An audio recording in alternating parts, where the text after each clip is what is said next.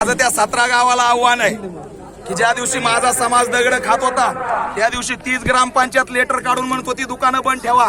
आता मला ताण लागली परंतु मी कुठून ही बॉटल घेतली नाही आणि येणाऱ्या कित्येक काळात ह्या 17 गावापासून मी काहीच घेणार नाही असं असणारं आव्हान करतोय. असणारा कोरोना मी पोलीस यंत्रणेला विचारतो.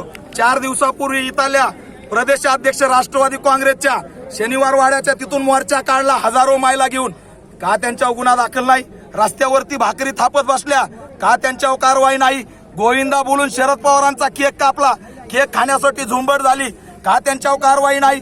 भीम सैनिक आम्ही आहोत, शांततेत येतो आणि या देशात जर कोरोनाला खऱ्या अर्थाने कुणी ओळखलं असेल तर ते आंबेडकरवाद्यांनी ओळखलं. कारण आमचा धर्म बौद्ध आहे आणि बौद्ध धर्म वैज्ञानिकाला मानतो, गोमूत्र आणि शेणाला मानत नाही. म्हणून या देशातला कोरोना खऱ्या अर्थाने रोखण्याचं काम आम्ही केलेलं आहे. त्यामुळे कोरोनाचा ब्लेम आमच्यावर लागूच शकत नाही आणि कोरोना संदर्भात आम्हाला बोलण्याचा नैतिक अधिकार कुणाचाही नाही.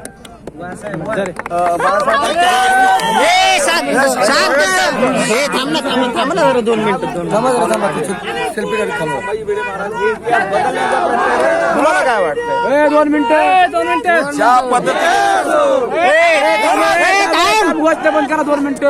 पद्धतीने आम्ही शांततेत येत होतो, गाफीलपणे आमच्यावर हल्ला केला, ही दंगल रचण्यात आली आणि भिडे एक बोटेने आमच्यावरती हल्ला केला.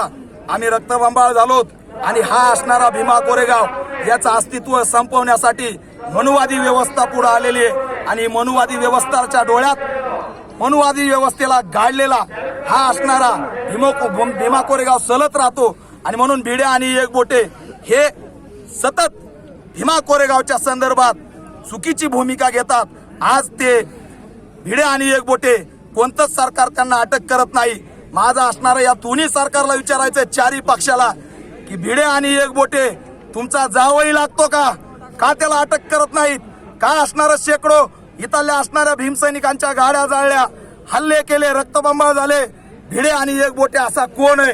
त्यांनी तुम्हाला असं काय कळत केलंय की तुम्ही त्याला अटक करत नाहीत? म्हणून आमची सत्ता नाही परंतु पॅन्थरच्या जनरेट्यावरती भिडे आणि एक बोटेला एक दिवस आम्ही हिसका दाखवल्याशिवाय राहणार नाही. संविधान आणि भीमा कोरेगाव स्तंभाकडे वाकड्या नजरेने जो बनल त्याचा असणारे डोळे आणि हात छाटल्याशिवाय आम्ही राहणार नाहीत असं असणार आव्हान.